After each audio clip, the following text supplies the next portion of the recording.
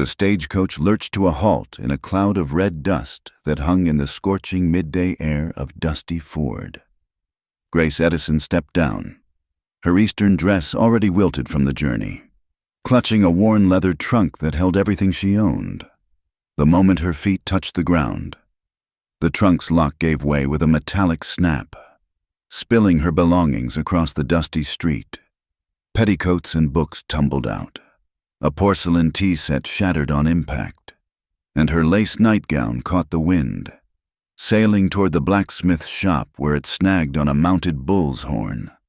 Laughter erupted from the saloon porch. Men slapped their knees and pointed, their voices carrying crude remarks across the street.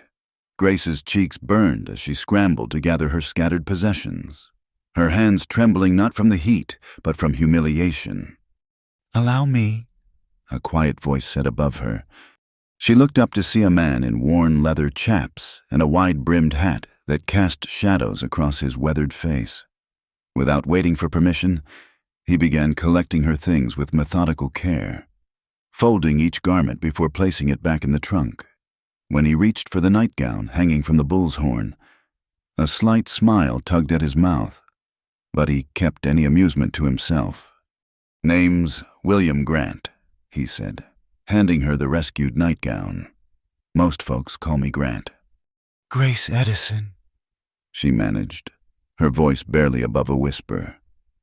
"I'm supposed to meet, that is, my intended should be here."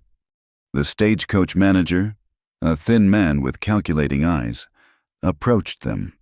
"No one came asking for you. Miss Telegram came through yesterday saying the room at the boarding house was canceled too. Seems your gentleman had other plans." The words hit Grace like a physical blow. She'd traveled 2,000 miles, sold everything she owned, endured her mother's tears and her friends' warnings, all for a promise written in elegant script. Now she stood in this furnace of a town with nowhere to go and no one waiting. "The unwanted bride," someone whispered loud enough for all to hear. "Another mail-order special that got returned to sender." From the saloon's shade, Thomas Carnegie and his men watched the scene with predatory interest.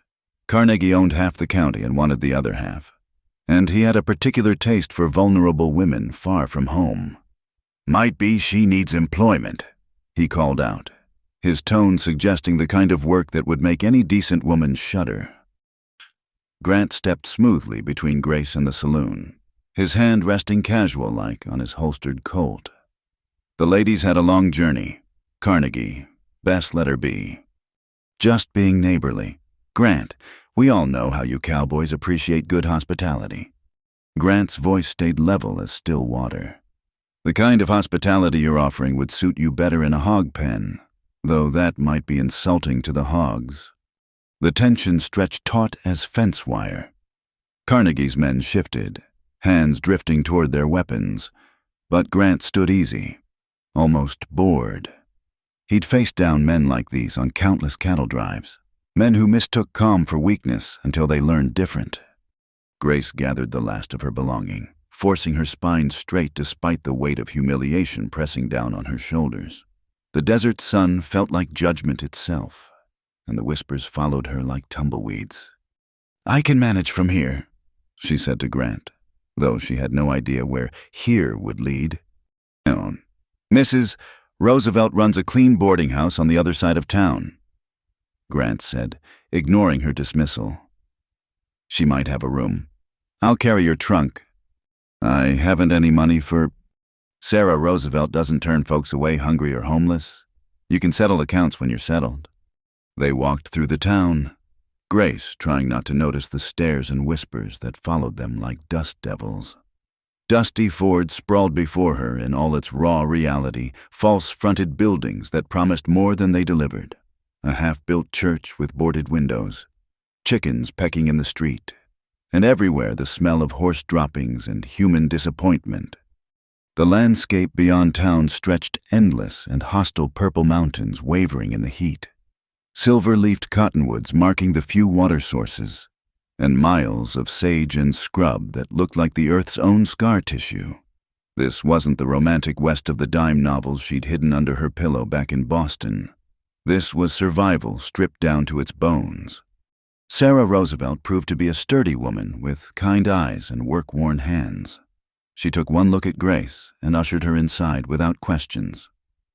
"You can have the back room for tonight," she said. "Tomorrow, we'll see what's what." The room was small but clean, with thick adobe walls that held back some of the heat. Grace sat on the narrow bed and finally allowed herself to feel the full weight of her situation.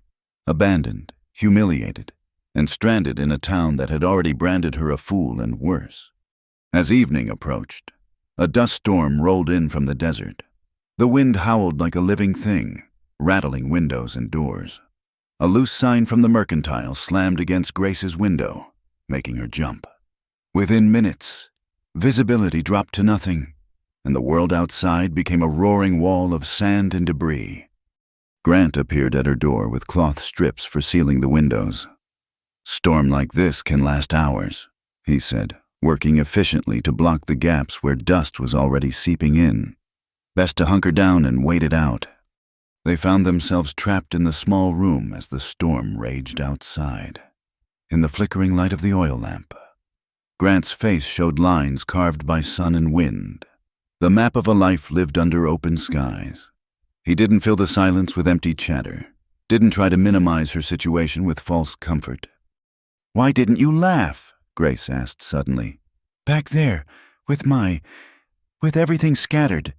Everyone else did." Grant considered the question, his gray eyes thoughtful. "Nothing funny about someone's life spilling out for strangers to judge.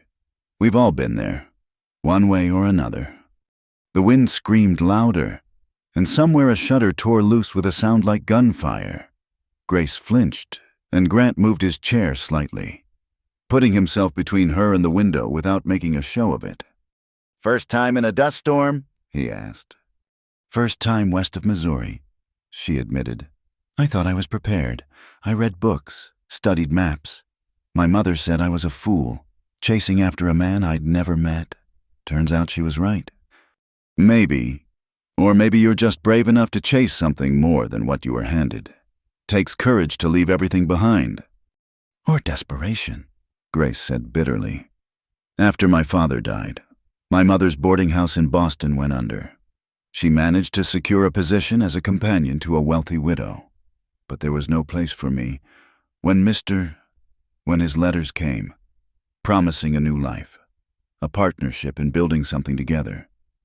She trailed off, ashamed of her naivety. Men who break promises to women aren't worth the powder to blow them up," Grant said quietly. "But that's his failing, not yours." The storm began to ease as suddenly as it had arrived.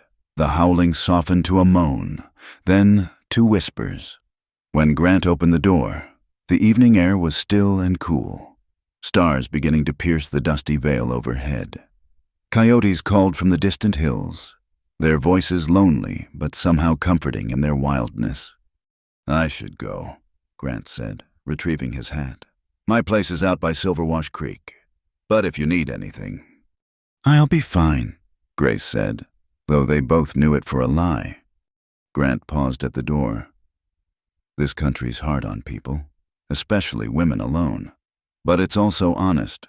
It doesn't care where you came from or what name you were born with. Only what you do with the days you're given." He touched his hat brim. "Evening. Miss Edison."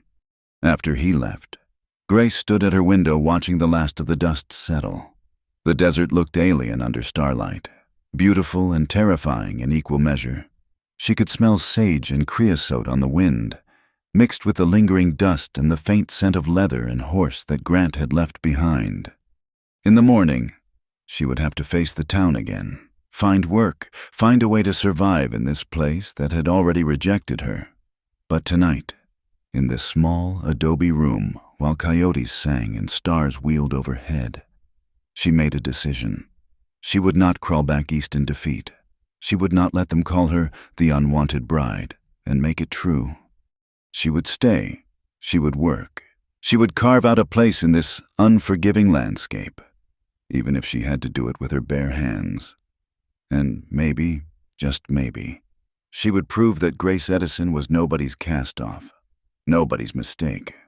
The desert wind whispered through the gaps in the window sill, carrying the scent of rain from distant mountains. It was a promise as fragile as spider's silk. But it was enough. Tomorrow would be brutal. But tonight she had a roof, a bed, and the memory of gray eyes that had looked at her and seen something more than an unwanted bride. In Dusty Ford, that was more than most got, and for now, it would have to be enough. The morning sun cast long shadows across Grace's small room as she unpacked what remained of her life. Each item carried memory's weight, her father's compass. Tarnished but true. Her mother's sewing kit. Practical as the woman herself. A leather journal where she'd pressed flowers from their Boston garden. Now brown and brittle as old hope. Father died of consumption, she told Sarah Roosevelt over breakfast, the words coming easier to this stranger than they ever had to friends back east. Mother tried to keep the boarding house running, but the creditors circled like vultures. When she finally found a position as companion to Mrs. Whitmore, there was no room for a daughter. Make your own way, she said. I've sacrificed enough. Sarah poured more coffee, strong enough to float a horseshoe. And the man who wrote to you, Mr. Harrison, James Harrison. The name tasted bitter now. His letters were so eloquent, so full of dreams about building a life together. He said he needed a partner, not just a wife, someone educated, who could help with correspondence for his business ventures. Grace laughed, short and sharp. I should have known. Men who write pretty words rarely mean them. You feel sold cheap, Sarah said, not a question but understanding. Grace's hands tightened on her cup. Worse, I feel like goods nobody wanted to buy in the first place. Outside, Dusty Ford was waking up.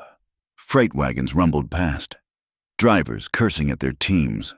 The blacksmith's hammer rang steady as a heartbeat, and somewhere a rooster crowed late and half-hearted, as if even the morning felt too heavy to properly greet. Meanwhile, Grant was already at work on his small ranch by Silver Wash Creek. The land wasn't much 160 acres of scrub and sand, with a seasonal creek that sometimes remembered to flow, but it was his, bought with years of trail wages and bone-deep exhaustion. He'd started the morning like always, checking the few head of cattle he'd managed to keep alive through the drought, mending fence, hauling water, but his mind kept drifting to town. To a woman with chin-up pride trying to gather her life from the dust while the whole town watched and judged. Grant knew something about judgment. Son of a failed wheat farmer. He'd left Nebraska at 16 with nothing but ambition and a talent for reading horses. The big cattle drives to Abilene and Dodge had been his education, months of dust and danger, river crossings and stampedes, learning that the only law that mattered was keeping your word and watching your partner's back. He'd been trail boss by 25, responsible for 3,000 head and 30 men. Then came the winter of '91, the worst blizzard in memory. He'd lost half the herd in a single night, frozen standing up like statues in the snow. Lost men too young, Charlie Brennan, no more than 17, who'd trusted Grant to get him through. The owners blamed him for not reading the weather better, for not finding shelter that didn't exist. His reputation as a trail boss died in that blizzard along with Charlie and the cattle. Now he lived small and careful, trusting the land only as far as he could throw it. The wooden box under his bed held Charlie's effects, a worn bridle. A letter from his mother Grant had never found courage to send. A harmonica that would never play Red River Valley again.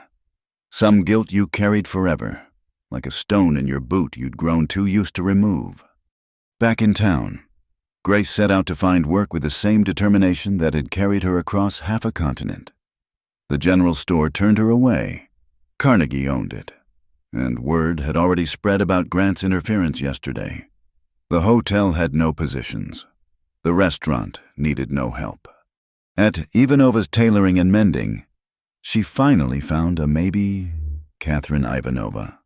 A Russian immigrant with clever fingers and sharp eyes looked Grace up and down like she was measuring her for a shroud. You sew? She asked in accented English. Since I was 7, Embroidery, alterations, fine work. Show me. Grace demonstrated on a torn shirt, her stitches small and even despite her nervous hands. Catherine nodded slowly. I pay little. Work is hard. Customers sometimes. She made a gesture that suggested difficulty. I'll take it, Grace said quickly. Start tomorrow. Dawn. We work until dark or until eyes give out, whichever comes first. That evening, Grace used her last coins to put up a notice at the church. Reading and writing lessons, evenings. Inquire at Ivanova's. If she could teach a few children, maybe earn extra coins, she could save enough to eventually. To what return east in defeat? The thought made her stomach turn. She was tacking up the notice when she heard footsteps on the church's warped boardwalk.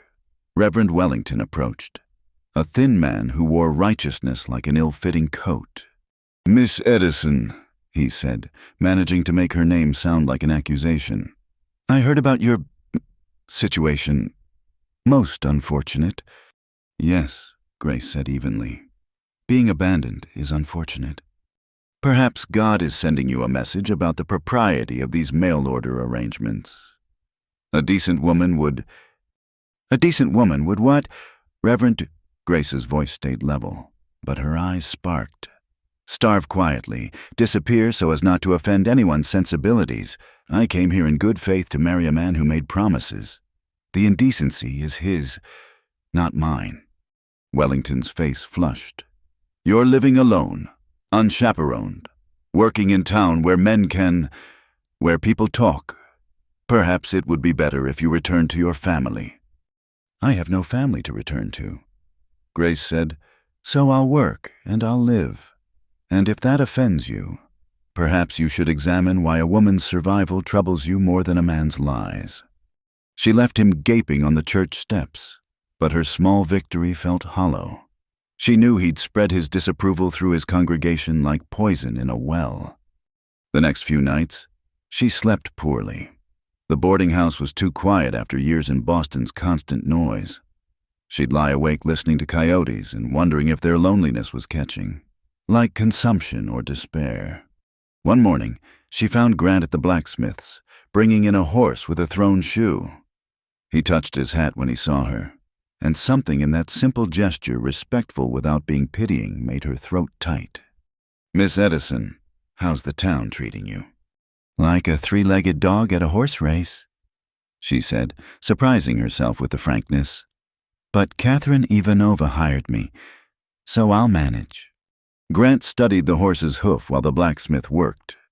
Good woman, Catherine, fair, even when fair costs her business. You know her well. Helped her husband get established when they first arrived, after he died of fever.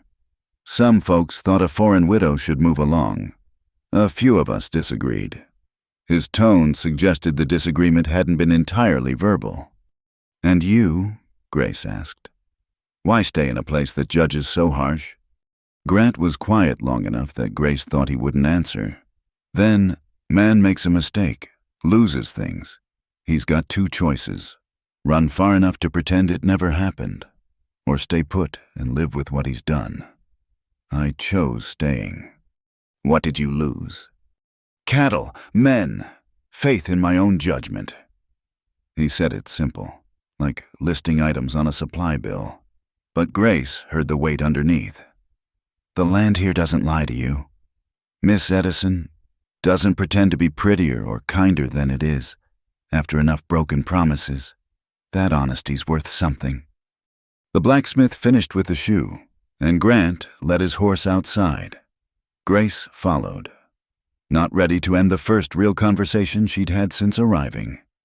I wrote in my journal last night, she said, about the sunset here, how it's different from Boston, bigger, like the sky's showing off, like it's trying to make up for all the hardness with a few minutes of beauty. Grant smiled then, a real smile that changed his whole face. That's the trade. This land asks everything from you: sweat, blood, sometimes your life. But then it gives you a sunset that makes you forget your own name, or a morning when the light hits the mountains just so. and you think maybe the trade's worth it." "Is it?" Grace asked. "Worth it?" Grant looked past her toward the distant peaks, considering. "Ask me in a year. Ask yourself, too." That night, Grace sat with her journal, trying to capture the conversation, the feeling of being seen as more than her circumstances. She wrote, "Mr. Grant has eyes that have watched too much die, but he still notices beauty. Perhaps that's the real courage, not the absence of scars, but the willingness to feel wonder despite them." She didn't yet know that Grant had stood outside the saloon that very evening, listening to Carnegie's men joke about the desperate bride and fighting the urge to introduce their teeth to his knuckles, or that he'd gone home and pulled out Charlie's harmonica, turning it over in his hands like a rosary, thinking about second chances and who deserved them. The desert wind picked up, rattling her window. Somewhere, a night bird called, and another answered. The sound was lonely, but not alone, and Grace found comfort in that small distinction. Tomorrow would bring more work, more whispers, more careful navigation of a town that had already made up its mind about her. But tonight, she had earned her keep with honest labor, spoken her mind to a hypocrite preacher, and been talked to like a person worth knowing. In a place like Dusty Ford, that was rebellion enough. She closed her journal and prepared for bed, not knowing that across town, Thomas Carnegie was penning his own correspondence, already planning how to use the vulnerable woman and the protective cowboy to his advantage.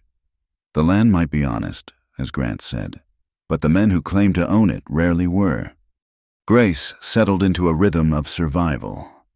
Dawn found her walking to Catherine's shop. Noon brought bread and water eaten while hemming.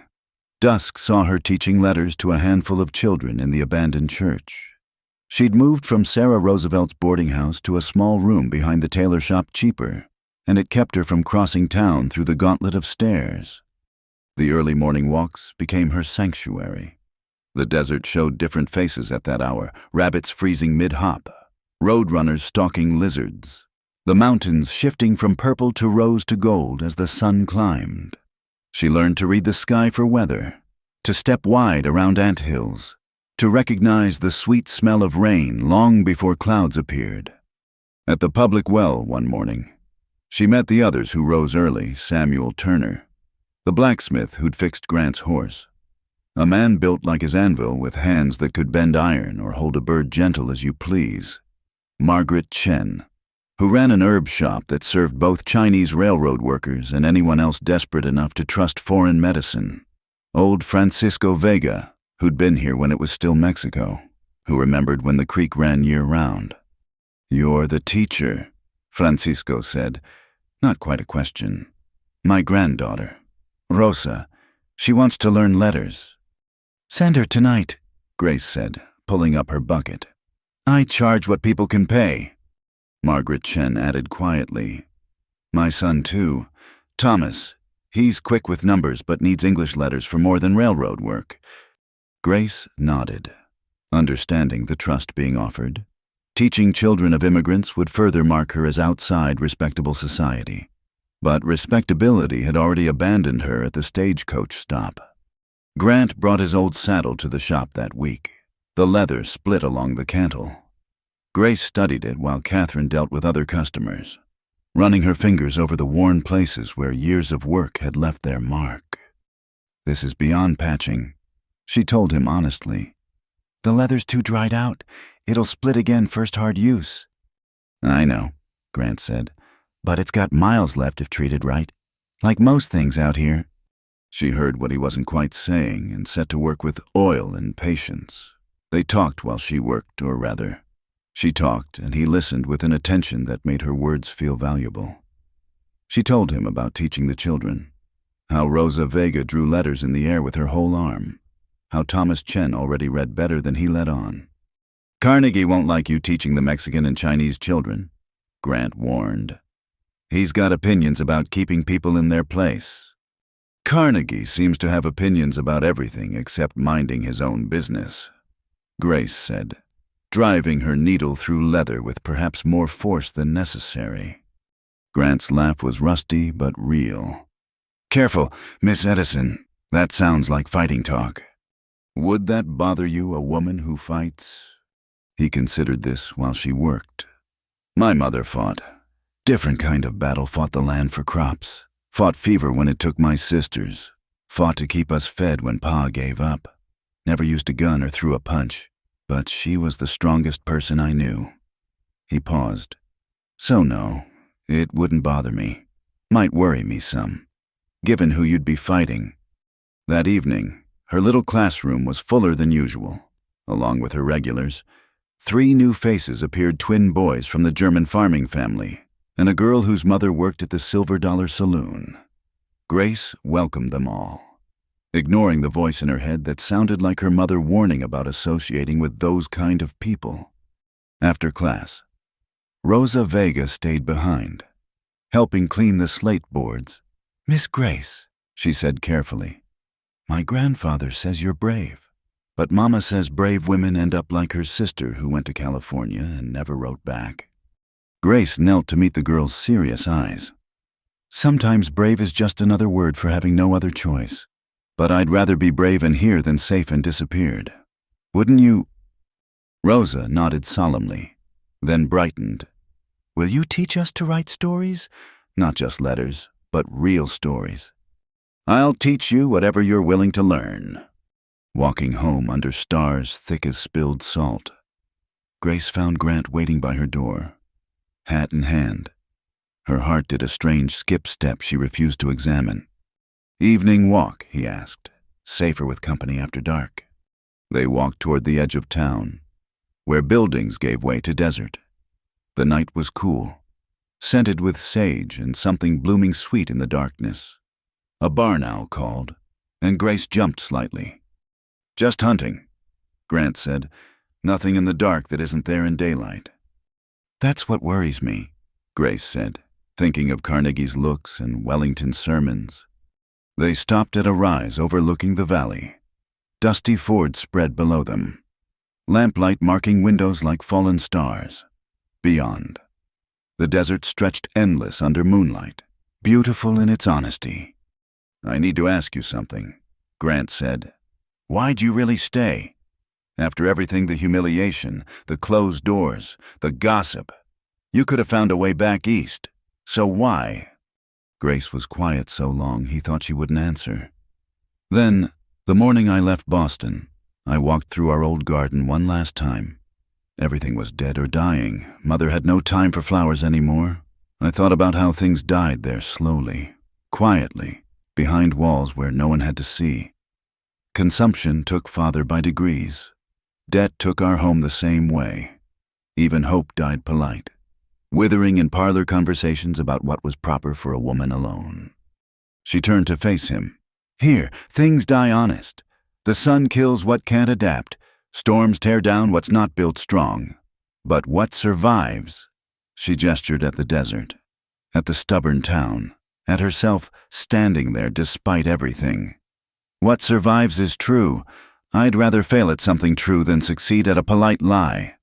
Grant studied her in the moonlight, this Eastern woman who'd learned to read the desert's moods, who taught children others ignored, who stitched leather and lives with equal care. When he spoke, his voice was rough with something unnamed. That first day, when the whole town was laughing, I saw you refuse to break. Saw you gather up your dignity along with your belongings. Made me think of a Mustang I once watched face down a pack of wolves. Outnumbered, outsized, but standing ground because running meant dying anyway. He paused. I saw only beauty in you, Grace Edison, not despite the struggle, because of it. The words hung between them like a bridge neither was ready to cross. Grace felt heat rise in her cheeks that had nothing to do with the desert air. I should get back, she said softly. They walked in comfortable silence until they reached her door. Grant touched his hat brim, started to leave, then turned back. My mother's saddle, the one you're fixing. She rode it from Pennsylvania to Nebraska, then here after Pa died, carried my sisters when they were babies, carried grain during harvest, carried her to town the day she finally couldn't fight anymore. He cleared his throat. I'm glad it's in good hands. After he left, Grace lit her lamp and looked at the saddle, waiting for more work. She ran her fingers over the leather, imagining the woman who'd ridden thousands of miles toward hope. In the morning, she'd oil it again, strengthen the stitches, make it ready for whatever miles remained. But tonight, she sat with her journal and tried to capture the feeling of being seen, truly seen by someone who understood that beauty wasn't about perfection, but about endurance. She wrote, "Grant speaks of his mother like men usually speak of war heroes.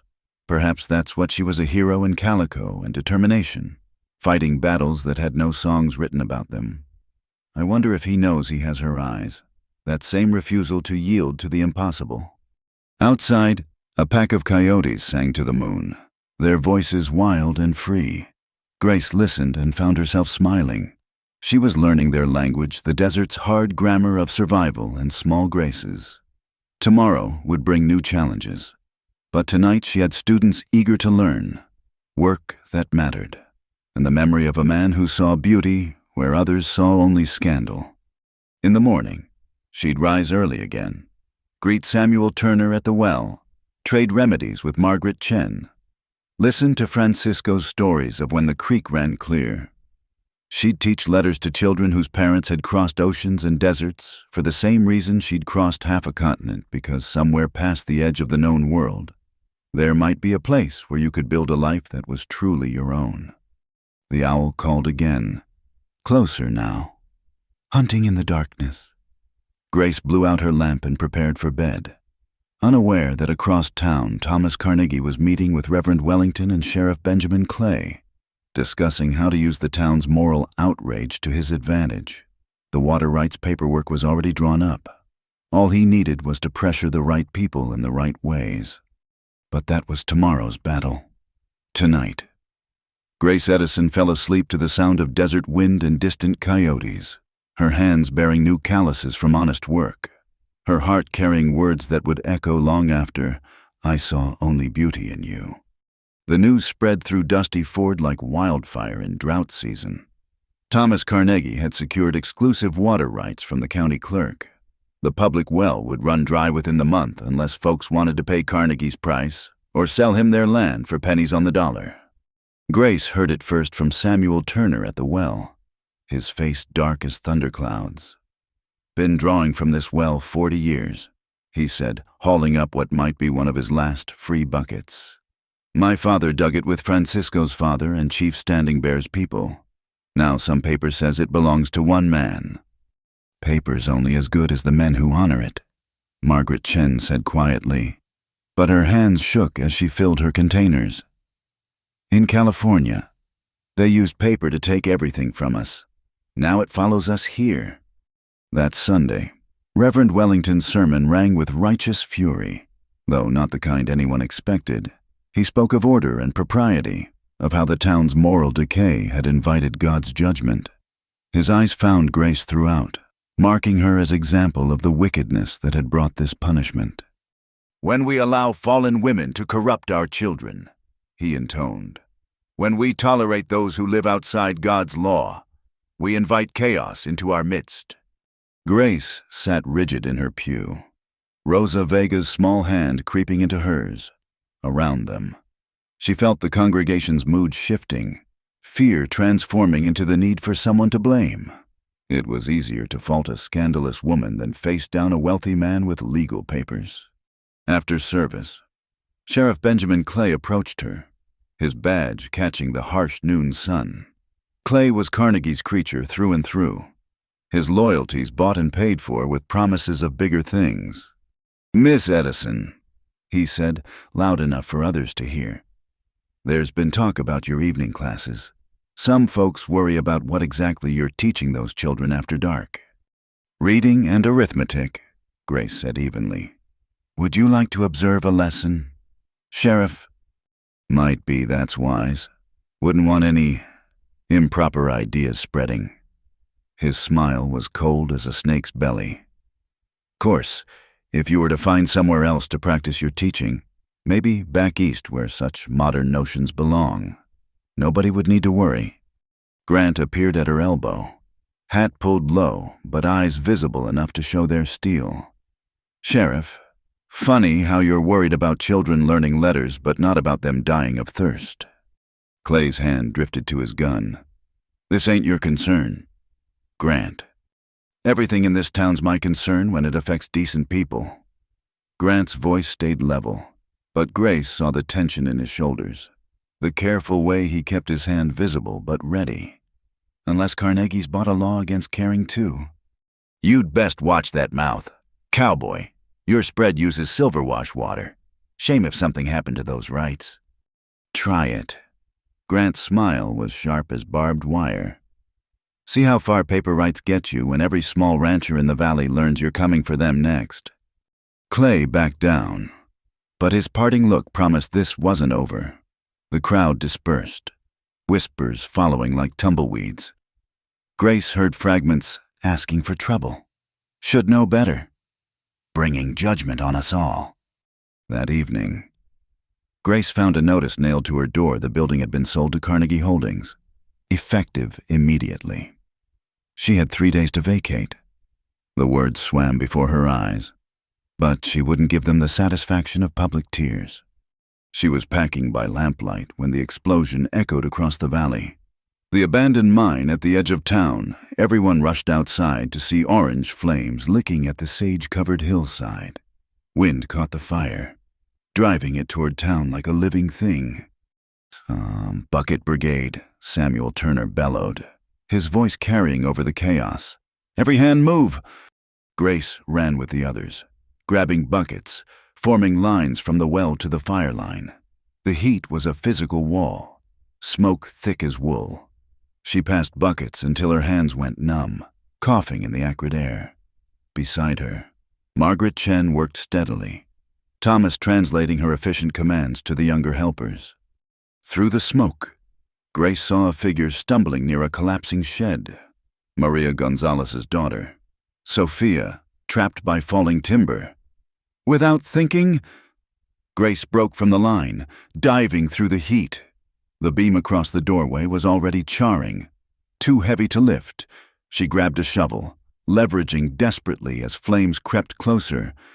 Then Grant was there, adding his strength to hers. Together they shifted the beam just enough for Sophia to scramble free. Grace pulled the girl clear as the shed collapsed entirely, sparks fountaining into the night sky. Grant's shirt sleeve was singed, an angry red burn marking his forearm. Grace's dress was ruined, her hair singed, soot painting them both like war paint. They looked at each other through the smoke and ash, and something passed between them, an understanding born of shared danger, of choosing to reach for life while everything burned. The fire was contained by dawn, leaving a black scar across the hillside. The town gathered in exhausted clusters, sharing water that might be their last free drinks. That's when Francisco found the thing that changed everything. A scrap of paper blown clear of the explosion site, singed but readable. Carnegie's letterhead. A meeting schedule. Clay midnight, Wellington after service. Water rights transfer, destroy records after. Grace took the paper with trembling hands. Evidence. Not much, but maybe enough if combined with other pieces. She'd noticed other things too. In her ordered way, Carnegie's men always wore a particular boot, left a distinctive print. The rope they used had an unusual twist, hemp mixed with something that left an oily residue.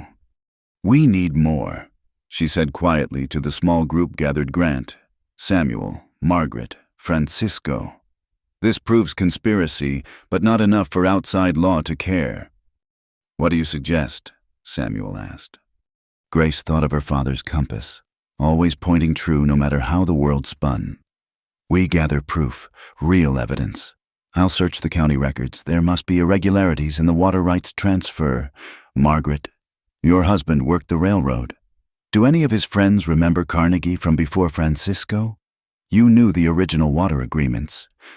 "You're talking about taking on the whole power structure," Grant warned. "Carnegie, Clay, even the Reverend, they'll come at you hard." "They already are," Grace said simply. "The question is whether we fight back or just..." fade away. That night, the wind howled like a grieving woman. Grace sat in her small room, cataloging what she'd salvaged from the firefight: singed dress, burnt hands, and, strangely, a stronger sense of purpose than she'd felt since stepping off that stagecoach. Grant appeared at her window, moving quiet as smoke. "Can't use the door," he said softly. "Clay's got men watching, but I thought you should know they've got a warrant for me. Cattle rustling, as fake as their water rights, but it'll stick if they take me in." Grace's heart clenched. "When?" "Dawn, probably. Gives me tonight to disappear or fight." He paused, studying her soot-stained face in the lamplight. "I'm sorry. I should have been more careful. Now you're alone in this." "No," Grace said fiercely. "We're not done. Hide at the old mine, the part that didn't burn. I'll bring food, water. We'll figure this out." "Grace." He said her name like a prayer and a curse combined. "This isn't your fight. You could still leave. Start fresh somewhere." "Where?" She laughed, short and bitter. "Where exactly should I go? Grant, back to a mother who sold me to salvage her own comfort, to another town where I'd be the same unwanted woman? No. I'm done running from other people's opinions of my worth." She reached through the window, touching the burn on his arm with gentle fingers. "Does it hurt?" "Everything hurts," he said quietly. "Been hurting so long I'd forgotten there was another way to feel. Then you came along, gathering up your dignity in the street dust, teaching children others ignore, fighting fires you didn't start." His voice roughened. "I saw only beauty in you. Grace Edison. Still do. Always will." The words hung between them, precious and dangerous as water in the desert. Grace felt tears threaten not of sadness, but of recognition. Here was a man who saw her truly, scars and strength alike. "Go," she whispered. "Hide. Let me fight this battle with paper and evidence while you stay free. We'll need you when it comes to the real confrontation." He caught her hand, pressed something into it, a small leather pouch. "My mother's wedding ring," he said.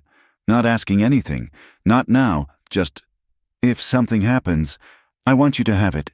Sell it if you need to, use it to get away, but know it was hers, and she was the strongest woman I knew until I met you."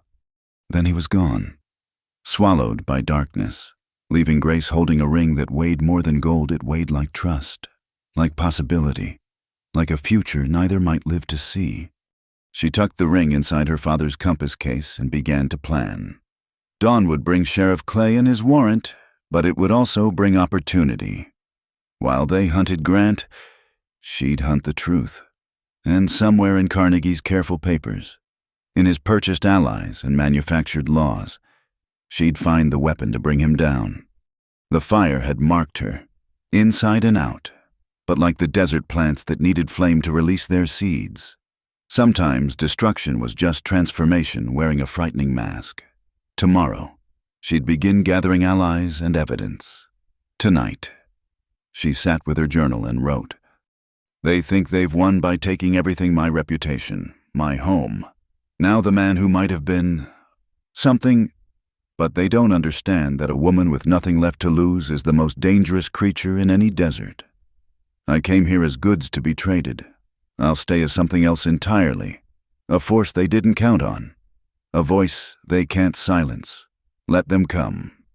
The rumor spread faster than wildfire. Grant had stolen Carnegie's prize bull. Sheriff Clay found the animal in Grant's corral at dawn, bearing a fresh brand that looked suspiciously like Grant's mark over Carnegie's original. The frame-up was obvious to anyone who looked close. The brand was too new, the bull too calm for having been stolen and rebranded. But Clay wasn't interested in looking close. Grace stood in the town square as they brought Grant in. His hands bound, face stoic despite a fresh bruise darkening his jaw. The crowd gathered like buzzards, some hungry for spectacle, others afraid to show support. "William Grant," Clay announced, voice carrying across the square. "You're under arrest for cattle theft. We got witnesses saw you near Carnegie's ranch 2 nights back." Convenient witnesses, Grant said calmly, considering I was helping fight the fire with half the town 2 nights ago. Fire you probably set to cover your tracks. Clay shot back. Grace pushed through the crowd, her voice clear and steady. That's a lie, Sheriff, and you know it. Grant was with the Bucket Brigade all night. I saw him. We all did. Clay's eyes narrowed. Your word don't count for much. Miss Edison, woman of your reputation, living alone, teaching unseemly ideas to children. Jury might think you'd say anything for the man who's been visiting you after dark. The implication hung in the air like smoke. Grace felt the crowd's mood shift, judgment crackling between them like lightning looking for ground.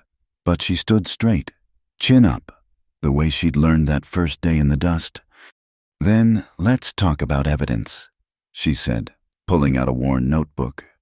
Like how those boot prints at Grant's corral match the ones your deputies wear special ordered from Tucson, according to Samuel Turner's supply records. Or how that rope used to lead the bull has the same hemp and tar twist that Carnegie's ranch uses exclusively. Murmurs rippled through the crowd. Clay's hand moved toward his gun, then stopped as Samuel Turner stepped beside Grace, hammer in hand. Margaret Chen joined them. Then Francisco. Then Maria Gonzalez, with little Sophia clutching her skirts, the child Grace had pulled from the fire. Enough! Wellington pushed forward. His reverend's collar wilted in the heat. This woman spreads discord wherever she goes, first corrupting our children, now defending criminals. The only criminal I see, Grace interrupted, is the one stealing water from families who've worked this land for generations. But that's harder to preach against than a woman who dares to live without a man's permission, isn't it, Reverend? Wellington's face mottled red. Sheriff, I demand you arrest this woman for what? It was Sarah Roosevelt who spoke now, the boarding house owner stepping out from the crowd. Speaking truth, fighting fires, teaching children their letters. If those are crimes, then arrest me too.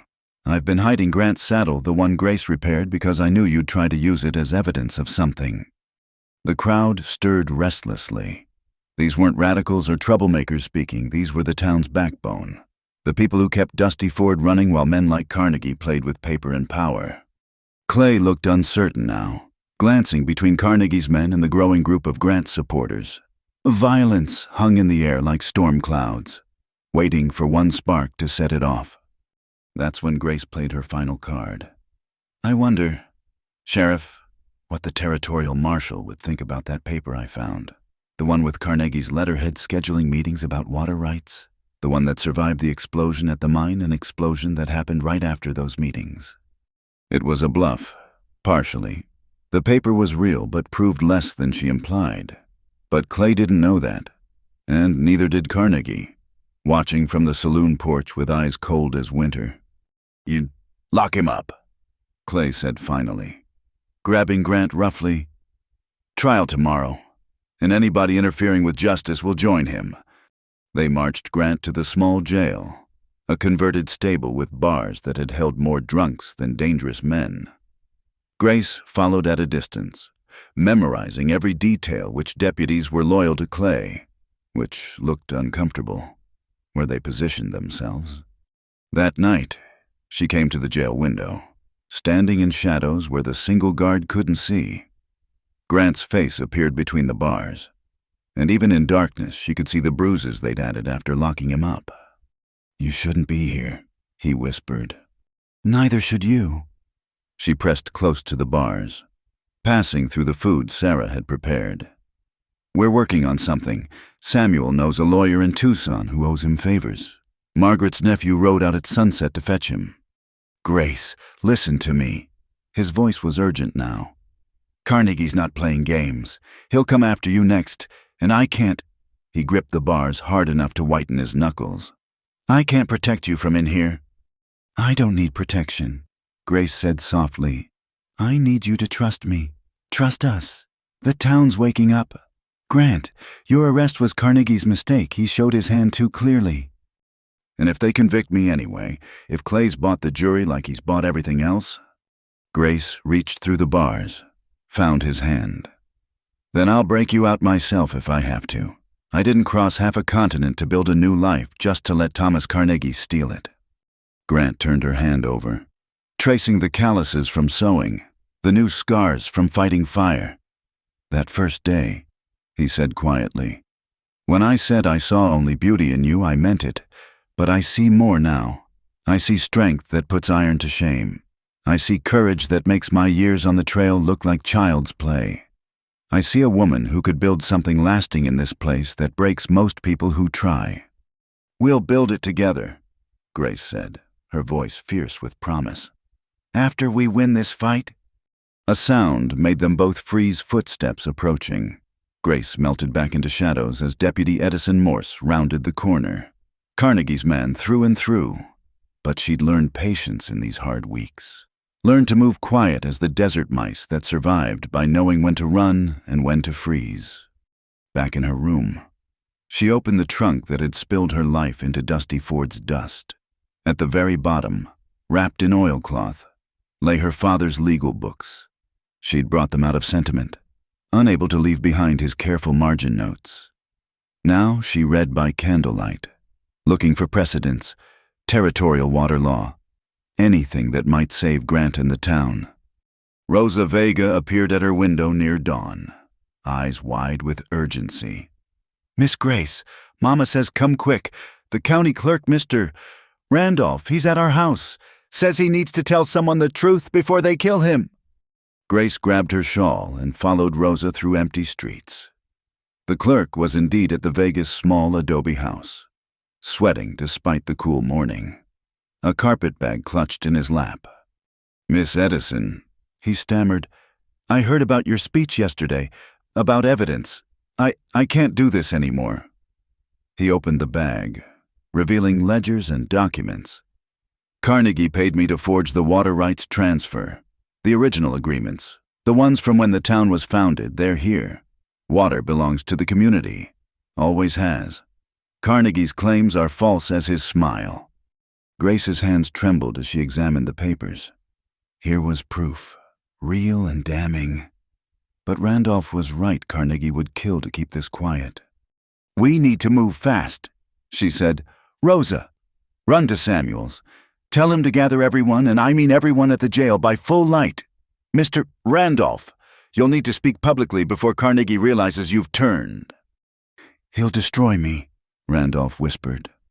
He's already destroyed you, Grace said gently. This is your chance to build something better from the ashes. As Rosa ran off and Randolph gathered his courage, Grace stood in the Vegas' doorway, watching dawn break over the desert. The mountains caught fire with morning light, and she thought of Grant in his cell, of water stolen and communities threatened, of all the ways powerful men tried to own what belonged to everyone or no one. She thought, too, of her mother's last letter. Finally arrived yesterday, cold words about shame and disappointment, about chances thrown away. Grace had read it once, then used it to kindle her evening fire. Some bridges were meant to burn.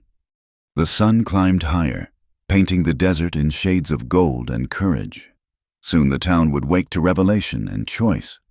Carnegie had his money, his men, his papers.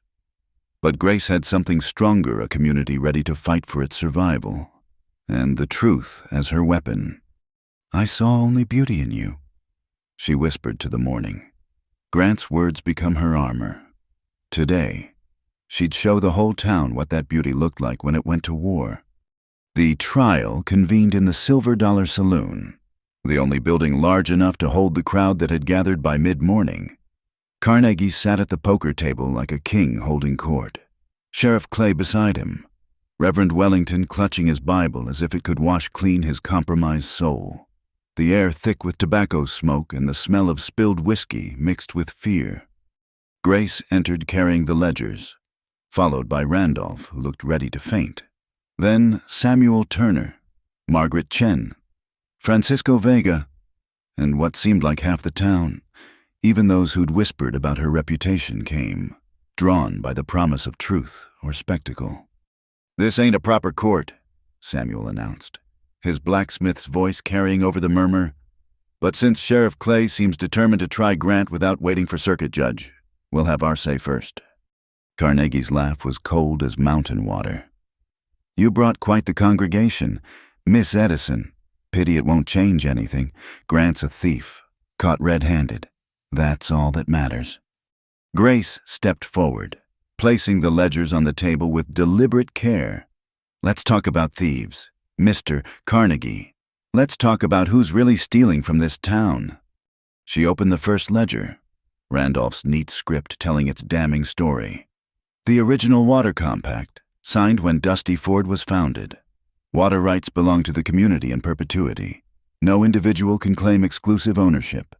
She turned pages. "Yet, here's the forged transfer. Dated 3 weeks ago. Same handwriting, different ink. Mr. Randolph." The clerk stood on shaking legs. "Carnegie paid me $500 to create false documents. Threatened my family when I hesitated. The real papers, they're all here. Every lie, every forgery." The saloon erupted. Carnegie's men reached for weapons, but stopped as Samuel Turner slammed his hammer on the bar. The sound like a judge's gavel. Behind him stood more townspeople, some armed with tools, others with nothing but determination. "You'd believe a scared clerk and a fallen woman," Wellington cried out, but his voice cracked. "This is the devil's work, sowing discord." "Only devil I see," Sarah Roosevelt interrupted, "is the one who'd let children die of thirst for profit. Sit down, Reverend, before you sermon yourself into a hole too deep for even God to pull you out." Clay stood, hand on his pistol. "This is illegal assembly. I'll arrest every one of you." "With what authority?" The voice came from the door Margaret Chen's nephew had returned, and with him stood a man in a traveled suit carrying a territorial marshal's badge, Marshal Robert Stevenson, the lawyer Samuel had summoned, who'd ridden through the night. "Seems there's question about the legality of several recent actions," Stevenson said calmly. "Water rights, false arrest, conspiracy to defraud. Territorial governor takes interest when whole towns send word of corruption." Carnegie's composure finally cracked. "You can't prove anything. It's my word against theirs, and I own—" "You own nothing," Grace said quietly. "Not the water, not the law, and not the people you've tried to break." She pulled out another paper. "This is signed testimony from 12 witnesses who saw Grant fighting the fire when you claim he was stealing cattle. This is the boot print evidence. This is the rope that led the bull sold exclusively to your ranch, according to supplier records." One of Carnegie's men, a young cowhand named Victor Dalton, suddenly spoke up. "I can't do this anymore. Mr. Carnegie, they're good people. I helped plant that bull, and it sits wrong. Grant never stole nothing." The dam broke. More of Carnegie's men stepped away, choosing conscience over coin. Clay looked around wildly, calculating odds that grew worse by the moment. Carnegie lunged across the table, grabbing for the ledgers. Grace moved to protect them, and chaos erupted. Chairs flew, fists connected with jaws, years of resentment boiling over in seconds. Grace found herself shoved against the bar, Carnegie's hands reaching for her throat. The gunshot split the air like thunder. Everyone froze. Grant stood in the saloon doorway, smoking pistol in hand. The jail's lock shattered behind him. But it was Samuel Turner who'd fired, his old Army Colt sending a warning shot into the ceiling. "Enough," Grant said, voice carrying quiet authority. "No more blood. Not over paper and lies." He walked through the crowd, people parting like he was Moses at the Red Sea. His eyes never left Carnegie, who still gripped Grace's arms. "Let her go. Carnegie, you've lost. Take what dignity you got left and ride out." "You think you've won," Carnegie snarled. But he released Grace, straightening his coat. "I'll be back with lawyers, with connections." "No," Marshal Stevenson said firmly. "You'll be in territorial prison. Fraud, conspiracy, attempted assault on Miss Edison just now, plenty to hold you." He nodded to his deputies who'd materialized from the crowd. "Take him." they dragged Carnegie out, still cursing and threatening. Clay dropped his badge on the bar and followed, choosing retreat over facing his town's judgment. Wellington slunk after them, clutching his Bible like a shield against the contempt in every eye. The saloon stood silent for a moment, everyone processing what had just happened. Then Sarah Roosevelt picked up Clay's abandoned badge, walked over to Grant, and pinned it on his shirt. "Town needs a real sheriff," she announced. "Someone who knows the difference between law and legal theft. All in favor." The eyes shook the rafters. Grace sank onto a chair, suddenly exhausted. The ledgers were safe. The truth revealed. Grant free, they'd won. So why did she feel like crying? Grant knelt beside her chair, his voice low. "You did it. You saved us all." "We did it," she corrected, then laughed shakily. "Though I don't recommend making a habit of fighting robber barons before breakfast." Around them, the town began to celebrate and plan. Water rights would be restored. Wells would run free again. Carnegie's holdings would be investigated. Justice, or something close to it. But Grace barely heard the noise. Grant had taken her hand, examining the bruises forming where Carnegie had grabbed her. His touch was gentle as rain, and when he looked up at her, his eyes held something that made her breath catch. "I meant what I said before," he said quietly. "Every word. Seeing you stand up there, fighting for people who'd whispered behind your back, risking everything for a town that didn't welcome you." He shook his head. "I saw only beauty in you. Grace Edison. The kind that comes from choosing to be better than the world expects." "Grant," she whispered, aware of the crowd around them but unable to look away from his eyes. "I know we got things to figure out," he continued. "No, you didn't come here looking for another complicated man. But if you'll have me, I'd like to try building something together, something lasting." Grace thought of all the miles she'd traveled, all the humiliation and struggle, all the moments she'd wanted to give up. They'd led her here, to this place, this moment, this man who saw her truly. "Yes," she said simply, and let him pull her to her feet and into his arms while the whole saloon cheered. Outside, a cloud bank was building over the mountains, heavy with the promise of rain. The drought wasn't over, but it would break soon. The town would survive, would grow, would remember this day when ordinary people stood against power and won. Marshal Stevenson began organizing statements, evidence, ensuring everything was documented properly. Samuel Turner and Francisco Vega were already planning well repairs. Margaret Chen discussed medicine supply chains with Sarah Roosevelt.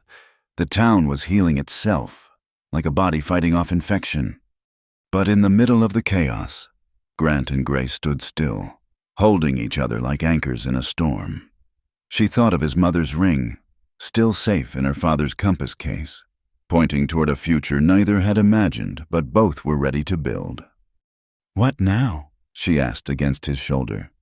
"Now we do the hard part," Grant said. "We live, we work, we make this place what it should be." Grace pulled back to look at him, this man who'd lost everything and chosen to stay, who'd seen her at her lowest and called it beautiful. Together. Together, and in a saloon that smelled of gunpowder and justice, surrounded by people who'd chosen community over fear. Grace Edison kissed the man who'd helped her find home in the last place she'd thought to look for it. The crowd cheered louder, and somewhere in the distance, thunder promised rain. The days following Carnegie's arrest were filled with the quiet work of rebuilding. Grace stood at the reopened public well, watching townspeople line up with buckets and barrels, no longer fearing the cost of survival. The water flowed clear and free, and with it came something else. Tentative smiles directed her way. Nods of acknowledgement from women who'd previously crossed streets to avoid her. "Miss Edison?" Clara Whitman approached hesitantly, her young daughter hiding behind her skirts. "I owe you an apology. The things I said, the way I treated you, it was fear talking, not sense." Grace's first instinct was to brush it off, but she'd learned the value of letting people complete their confessions. Fear makes fools of us all sometimes.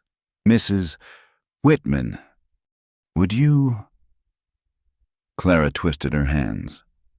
Would you still consider teaching my Emma? She's quick with numbers but struggles with letters.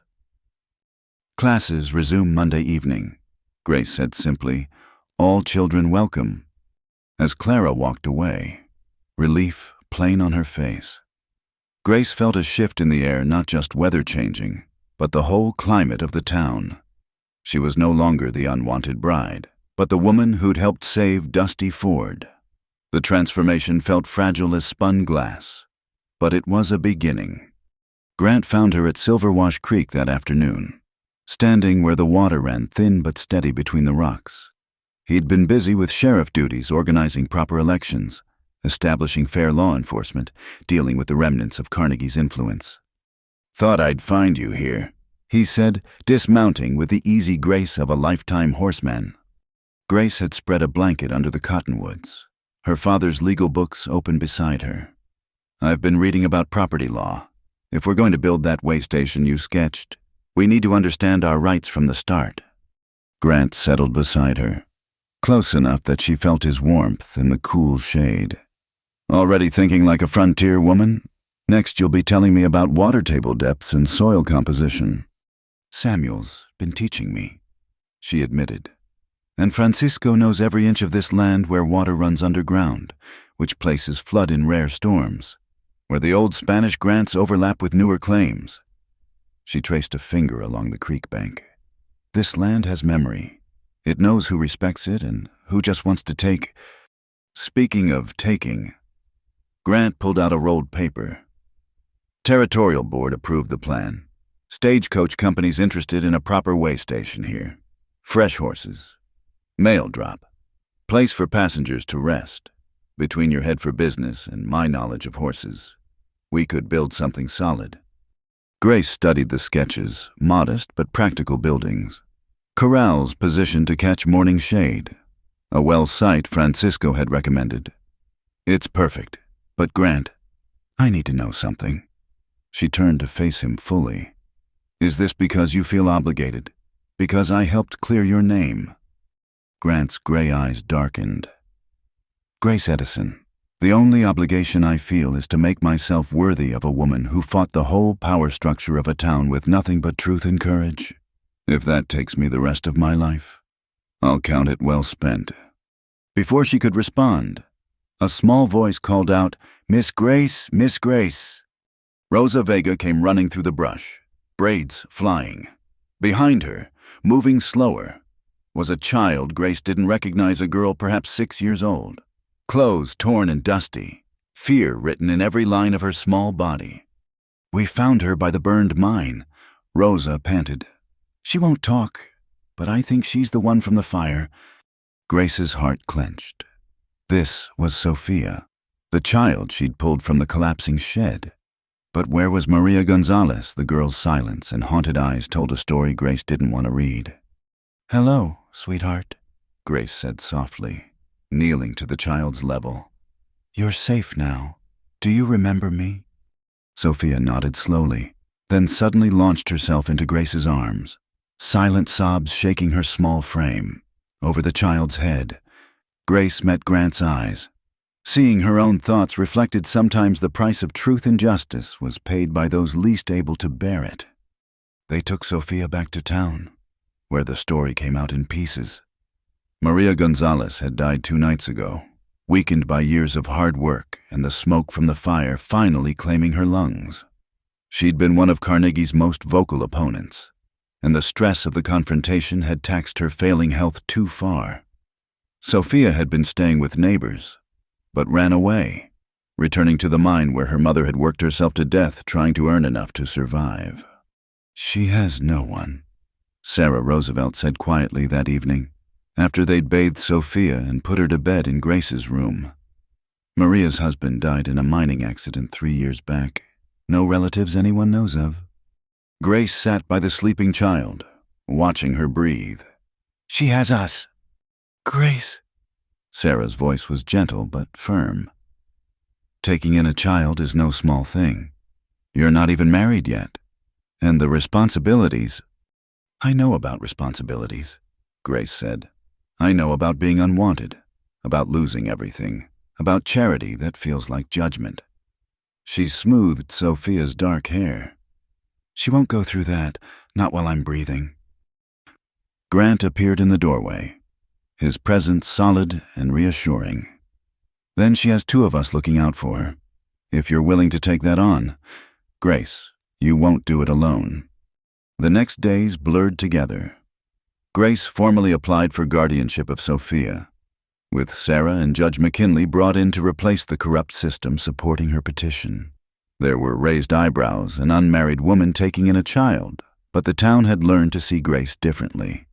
Sophia slowly began to speak again, mixture of English and Spanish that Rosa helped translate.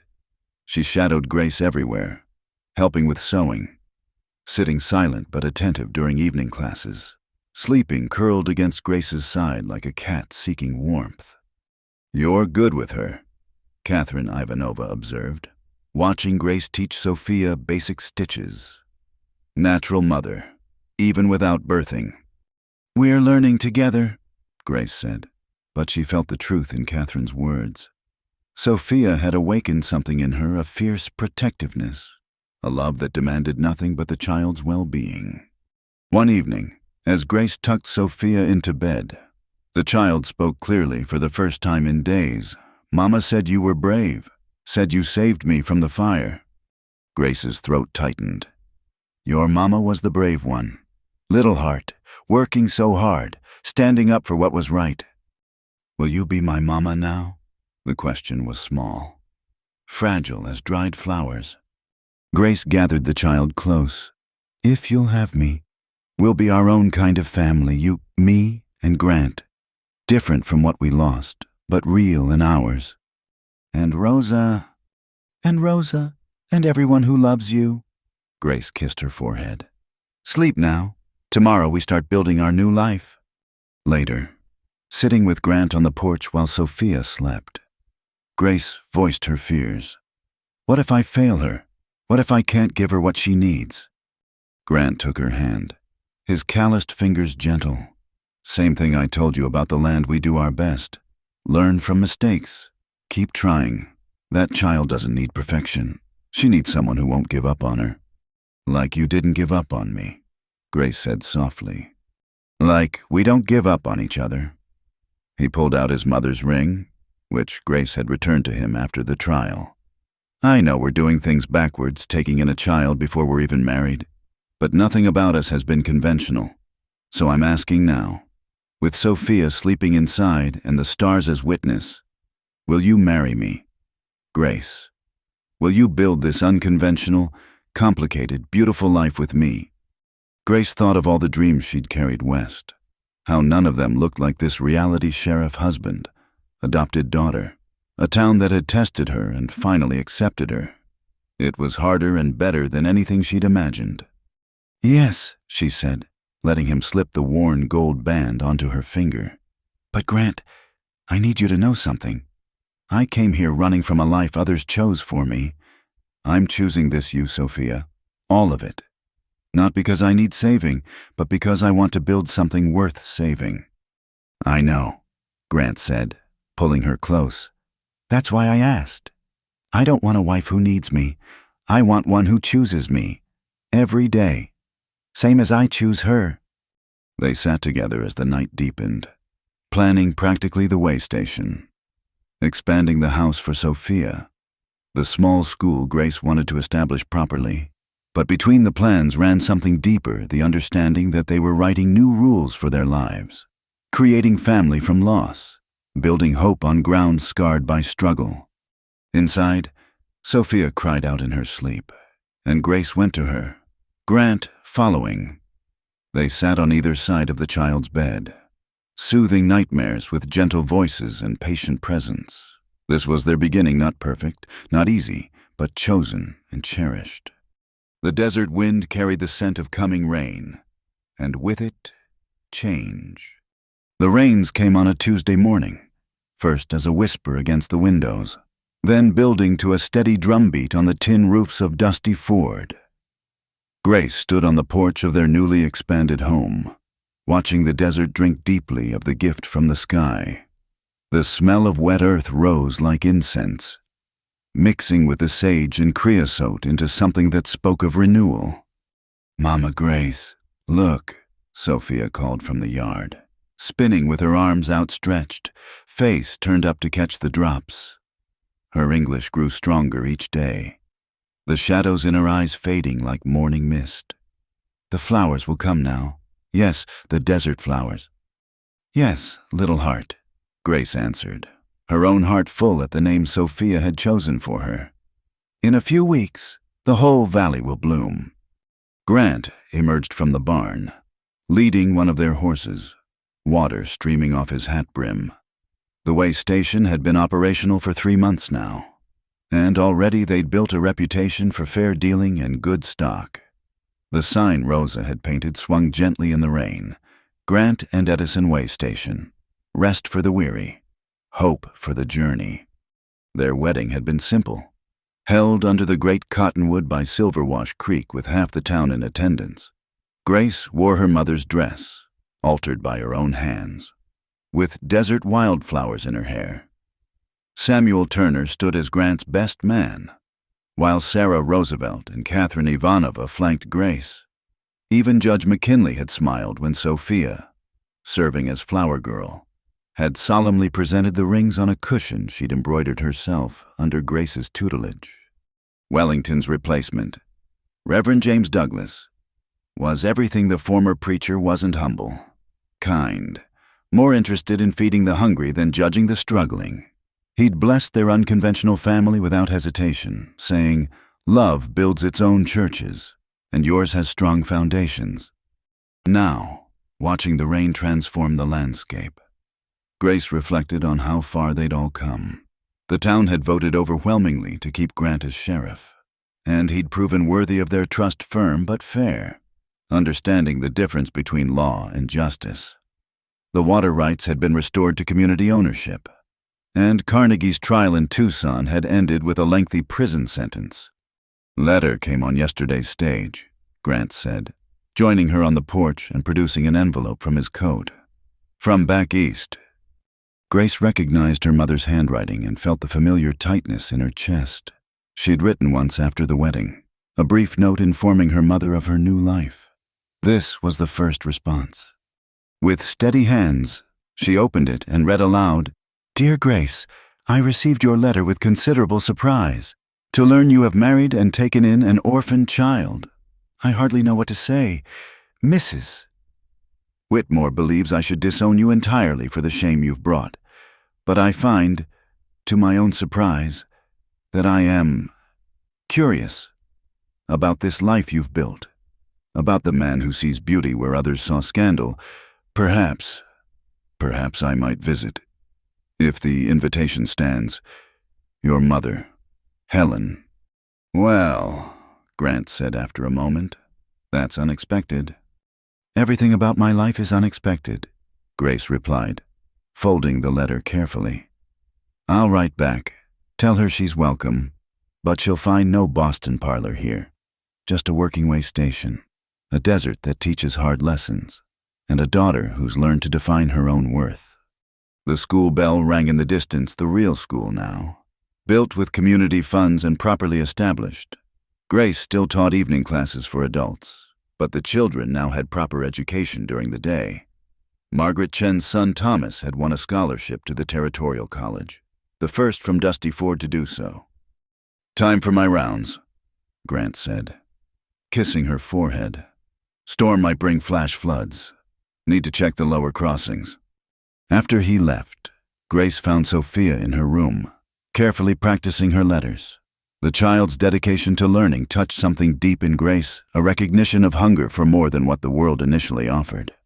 "Sophia," Grace said gently, "I received a letter from my mother today. She might come visit us." Sophia looked up, pencil paused. "Your mama, will she like me?" Grace gathered the child close. How could she not?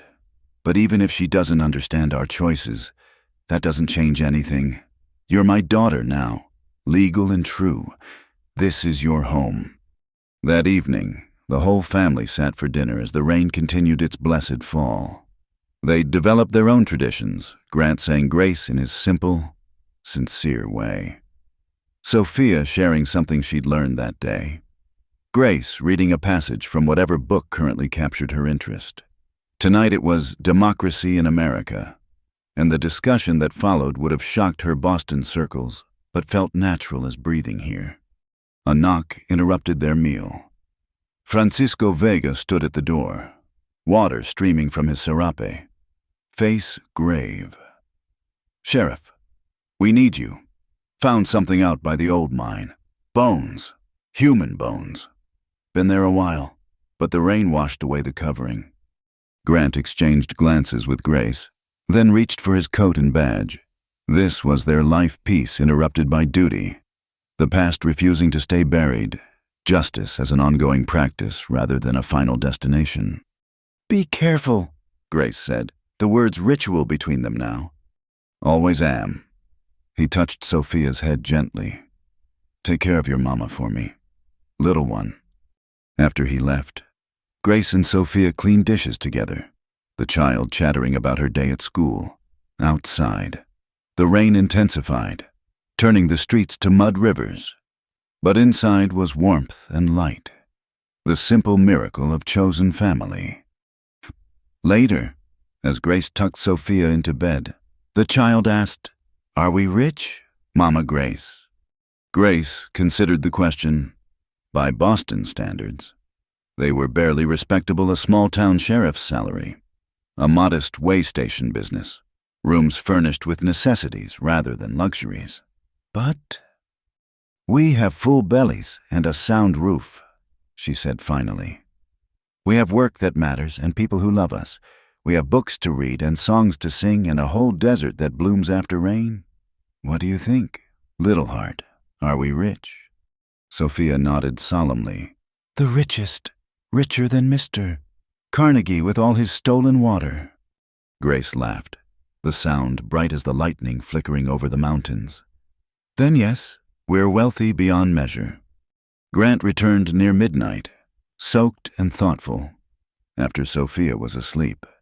He told Grace what they'd found remains of a traveling preacher who disappeared years ago, before Carnegie's time, probably caught in a cave-in. Another reminder that the desert kept its own records. That truth had a way of surfacing. They prepared for bed in comfortable rhythm, two people who'd learned each other's ways. As Grace brushed her hair still long, though she now wore it in practical braids rather than Eastern styles, Grant watched from their bed with that look that still made her breath catch. "What?" she asked, meeting his eyes in the mirror. "Just thinking about that first day. You standing in the street with your life scattered in the dust, chin up like you were daring the world to break you." He smiled, the expression transforming his weathered features.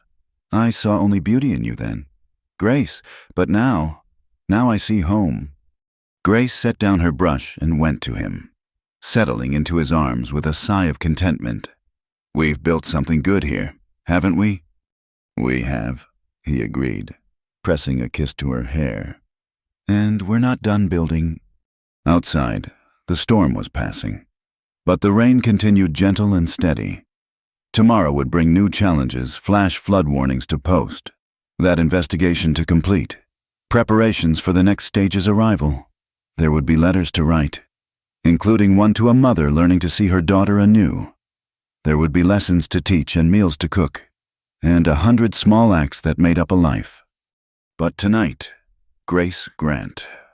She'd kept both names.